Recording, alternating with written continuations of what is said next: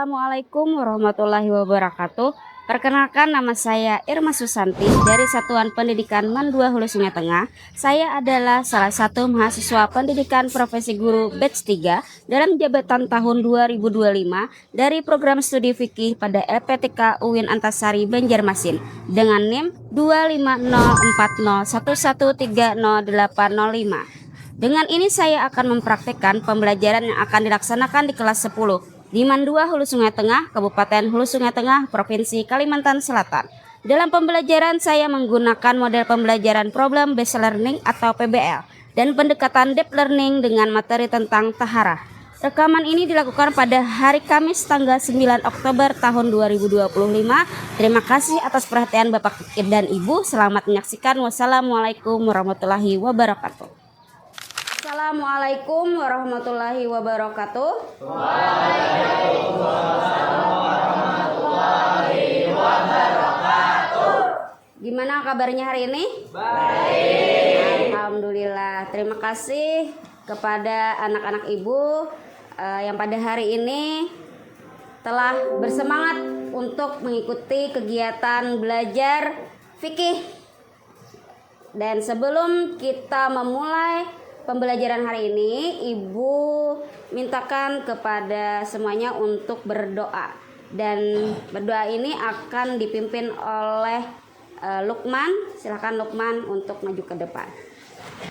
Bismillahirrahmanirrahim. Bismillahirrahmanirrahim. Birahmatika ya arhamar rahimin.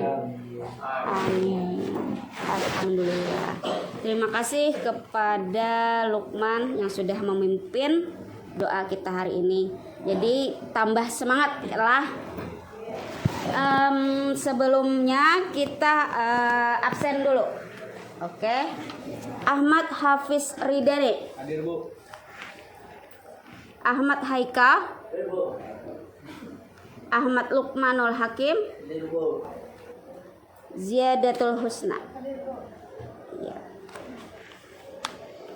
Selanjutnya kita akan masuk ke materi. Nah, sebelum ke materi, Ibu ingin bertanya dulu. Misalnya seorang siswa itu batal wudhu, kemudian tidak ada air di sekolah, habis airnya. Apa yang harus dilakukan? Siapa yang jawab? Oke, Siva. Tayamum. Iya, beri aplaus. Tayamum.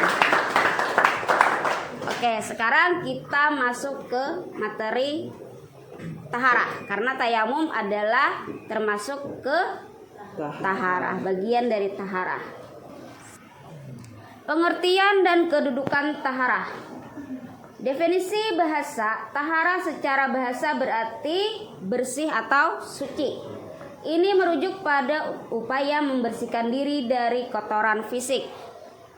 Definisi syar'inya, taharah adalah aktivitas menyucikan diri dari hadas kecil dan besar. Kesadaran akan taharah menumbuhkan rasa tanggung jawab untuk menjaga kebersihan lingkungan sekitar. Terus yang terakhir, hikmahnya, disiplin dan kesadaran. Melatih kedisiplinan dalam menjalankan ibadah serta kesadaran bahwa Allah mencintai kesucian, kebersihan. Oke. Selanjutnya Ibu mintakan kepada anak-anak Ibu untuk membaca sebentar tentang taharah di bukunya masing-masing. Silakan Ibu beri waktu sebanyak 5 menit.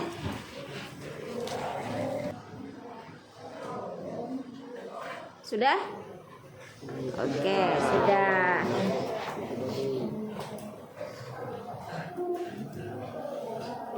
Ini Ibu langsung beri kelompok.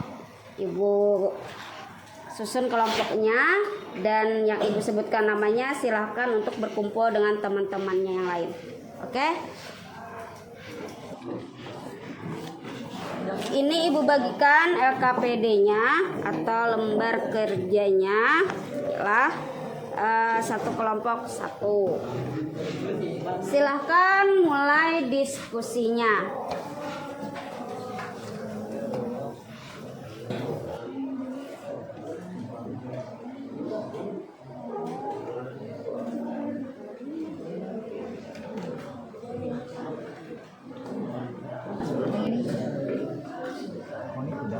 Dibimbing.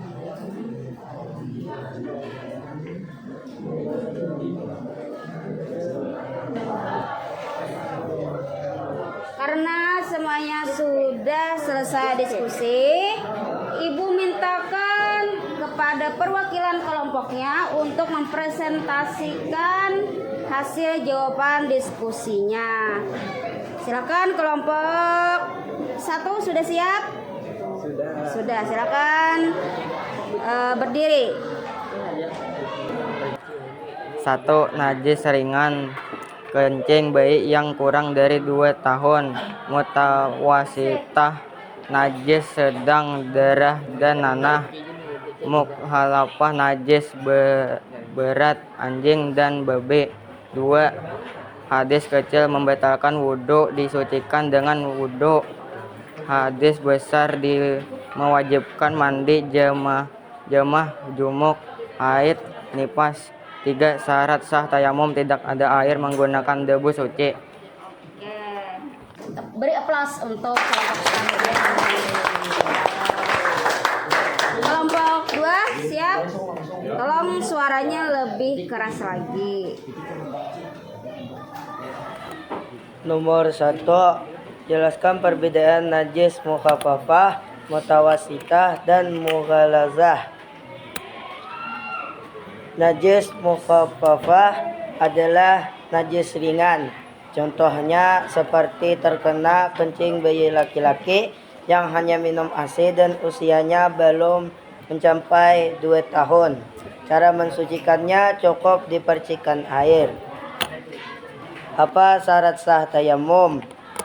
Syarat sah tayamum adalah tidak ada air dan menggunakan debu suci. Beri aplaus untuk kelompok 2. Jawaban yang sangat bagus sekali. Dan selanjutnya kelompok 3. Sebutkan perbedaan hadas kecil dan hadas besar. Hadas kecil seperti kencing dan kentut. Hadas besar seperti nifas, haid, dan keluar air sperma. 3. Apa syaratnya sah tayamum? Niat, debu yang suci, dan dikarenakan dalam keadaan darurat.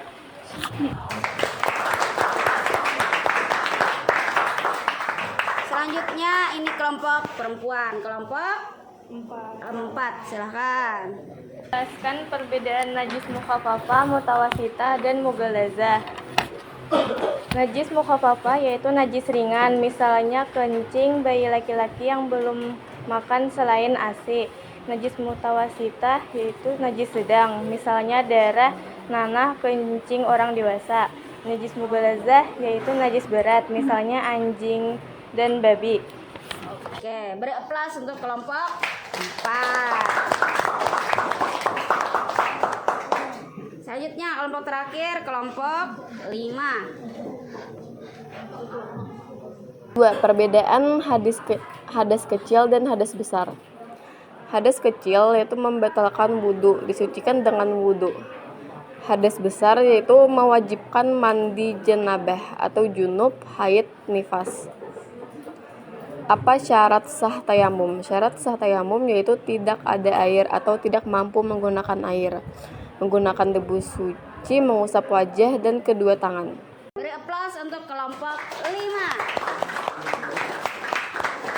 Oke, terima kasih untuk hasil diskusinya dan hasilnya Ibu acungi jempol. Beri aplaus untuk semua kelompok.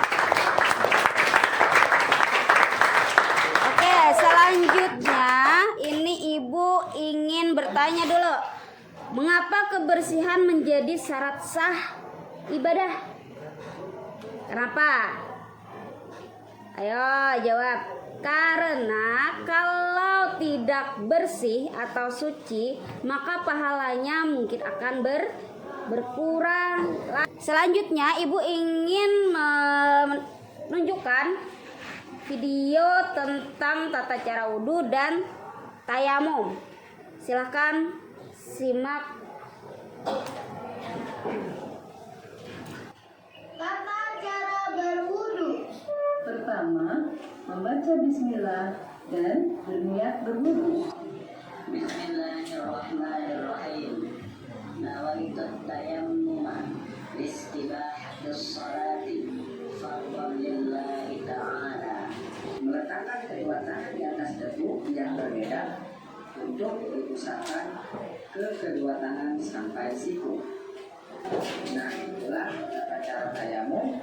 Assalamualaikum warahmatullahi wabarakatuh.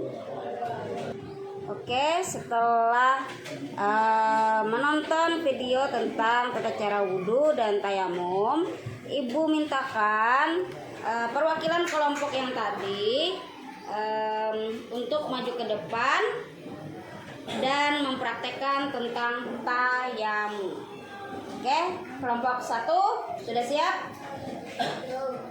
Kelompok 1 silakan maju ke depan perwakilannya.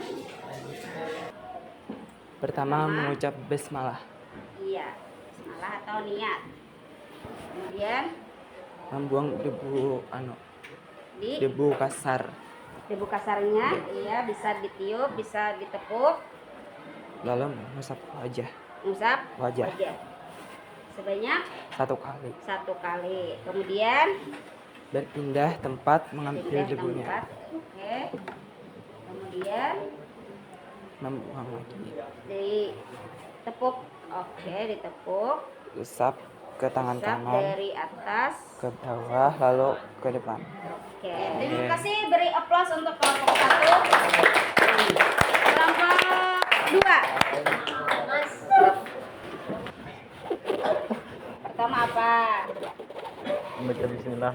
Atau niat. Terus iya. Oke. Jangan tertawa. Terus habis itu berpindah cari debu lain.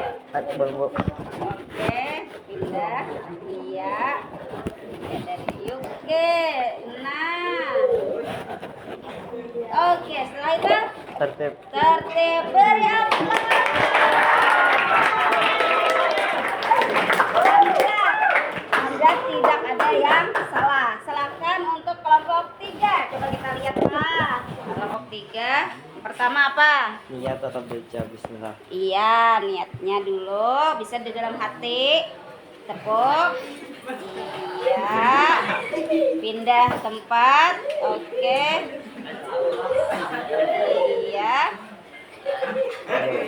Terakhir itu Oke, setelah itu tertib, beri aplaus. Tapi diperbaiki lagi lah cara untuk membersihkan bagian tangan. Oke, setelah itu kelompok 4 ini perempuan. Nah, perempuan silahkan maju ke depan. Yang pertama apa? Basmalah atau niat. Setelah itu apa? Ambil debu, Iya, ditepuk, usapkan ke muka, usapkan ke muka, terus ambil debu lain, ambil debu lain.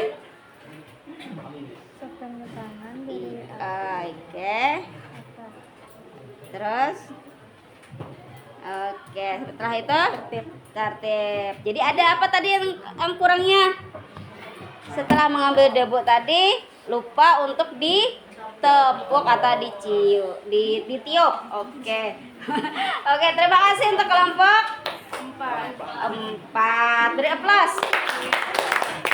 Kelompok 5, silahkan. Pertama apa dulu sih, Pak? Baca basmalah atau niat. Basmalah atau niat. Terus Ambil debu, ambil debu.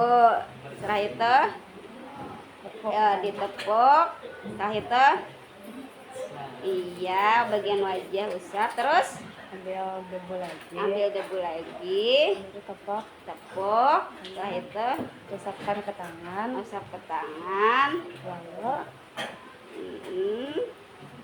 Oke, setelah itu apa? tertib. Tertib, beri aplaus. Ya, mantap. Oke, sekarang Ibu ingin mengajak kalian menyimpulkan pentingnya taharah. Apa itu kesimpulannya? Taharah. Apa kesimpulannya? Bersuci. Oke, bersuci kata Nuril, bersuci, membersihkan diri. Itu hikmahnya tadi apa? Hikmahnya itu bisa untuk memberikan ketenangan dalam beribadah. Oke. Sekarang Ibu minta kepada kalian untuk kalian catat secara singkat pembahasan hari ini tentang taharah dan hikmahnya. Tadi sudah beberapa kali Ibu sebutkan hikmahnya lah di buku masing-masing. Oke, ini tugas masing-masing.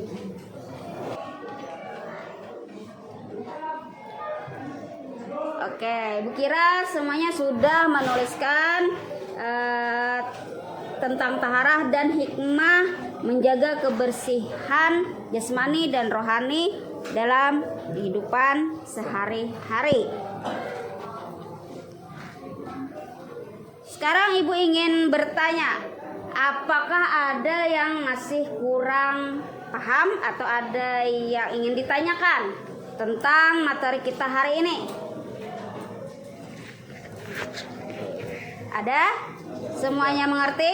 Mengerti. Alhamdulillahirabbil alamin. Kalau sudah mengerti. Sebelum menutup pembelajaran hari ini, Ibu ingin kembali menjelaskan tentang taharah secara singkat. Taharah adalah bersuci dengan mengangkat kotoran dan najis yang dapat mencegah sahnya sholat, baik kotoran yang menempel pada badan, pakaian, atau tempat ibadah. Taharah mencakup beberapa hal, antara lain membersihkan jasmani dan dari hadas dan najis, membersihkan anggota badan dari kejahatan dan perbuatan-perbuatan dosa, membersihkan hati dari akhlak tercela, dan membersihkan batin dari selain Allah Subhanahu wa taala. Selain itu, Allah juga sangat menyukai tentang kebersihan, kesucian. Kebersihan adalah bagian dari iman. Ini yang paling kita sering dengar ya. Apa tadi? Kebersihan sebagian dari iman. Jadi bersuci bukan sekedar hanya ritual, tetapi juga itu bisa membentuk karakter Islami kita.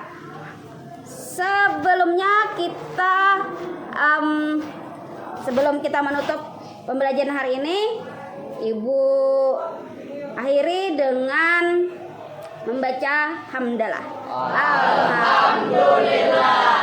Assalamualaikum warahmatullahi wabarakatuh.